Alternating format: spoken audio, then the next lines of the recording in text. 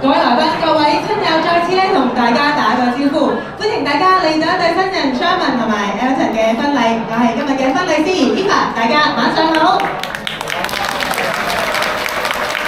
Thank you， 多謝大家。相信咧大家見到一對新人嘅時候咧，掌聲、歡呼聲咧記得要更加熱烈啦。咁喺度咧，我喺度見到現場咁多位嘅親朋好友咧嚟到一對新人嘅婚禮啦，當然要先代表 Sherman 同埋 Elton。仲有我哋嘅雙方主人家，多謝大家咧嚟到出席佢哋嘅婚禮，見證佢哋嘅大日子啊！咁而我亦都好榮幸啦，可以嚟到呢一度同大家一齊見證呢個時刻。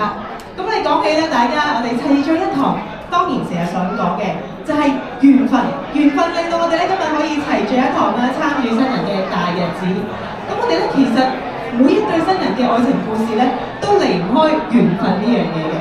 因為我哋新人子 Sherman 咧有同我分享過喎，就係其實佢唔係一個中意做運動嘅女孩子，甚至可以話係唔中意做運動嘅。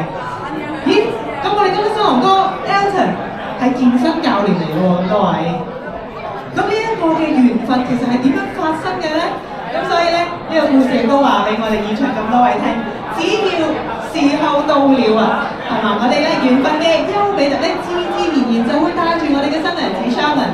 喺呢一個心血來潮嘅時間咧，覺得我係時候要去呢一個健身室咧做下運動先，然後就同佢嘅男主角相遇啦。咁而喺呢段時間裏邊啦，佢哋亦都係咧當然攜手邁步踏過咗好多人生唔同嘅一啲嘅階段，當中咧有好多唔同嘅成長，有好多嘅包容，更加多嘅係愛。所以呢一份愛咧，除咗令到佢哋對對方係每天愛你多一些之餘，最重要嘅係每天和你在一起。而今日咧，佢哋兩位都會喺大家嘅見證底下咧，攜手揭開人生最重要嘅新一頁。咁而呢個時間咧，佢哋為咗今日呢個大日子，當然亦都係做足準備㗎。第一份少少嘅心意已經擺放咗喺大家嘅台面上面㗎咯噃。呢一個咧就係佢哋將呢個回禮嘅小禮物捐贈咗去 NPV 呢個組織，就會係呢個非牟利獸醫服務協會。咁期望咧大家將呢一張咧印有我哋新人呢個00結婚上嘅呢一張嘅小卡帶翻屋企，將呢一份愛傳到去世界上嘅每一個角落。而第二份心意就係佢哋準備咗咧一段嘅成長片段，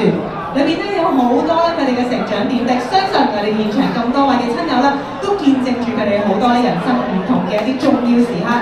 咁而呢一段片咧，值得請大家細心欣賞，睇下裏邊咧見唔見到大家嘅身影咯噃。